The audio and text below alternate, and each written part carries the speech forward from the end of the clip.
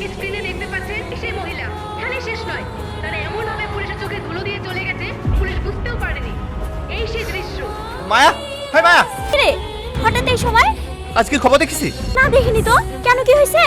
আরে আজকে সকালবেলায় মল থেকে পালানোর সময় সিসিটিভি ক্যামেরায় তো ফেস দেখা গিয়েছে। পুলিশ তোকে তন্ন তন্ন করে খুঁজছে। তুই একটা কাজ কর, তুই যে কোনো জায়গায় পালিয়ে যা। আমিও তাই চাই, আমরা দূরে কোথাও গিয়ে নতুন করে জীবন শুরু করি। দেখ মায়া, এটা মজা করার সময়। আগেও বলেছি, এখনো বলছি, আমি বিবাহিত। আমি আমার স্ত্রীকে আমার জীবনের থেকে বেশি ভালোবাসি। এবার যে পাগলামি করিস না, তো যেটা বলছিস সেটা শোন। আরে আমি তো তোকে আর কি করছিলাম। দেখ মায়া, এটা আর কি মারার সময় না, তাড়াতাড়ি গা ঢাকা দে। আমি আর সিদ্ধান্ত নিয়ে ফেলেছি, আমি আমার বউকে নিয়ে অন্য শহরে চলে যাবো, যেখানে না থাকবে কোনো বস, না থাকবে কোনো পুলিশের অত্যাচার। আসছে।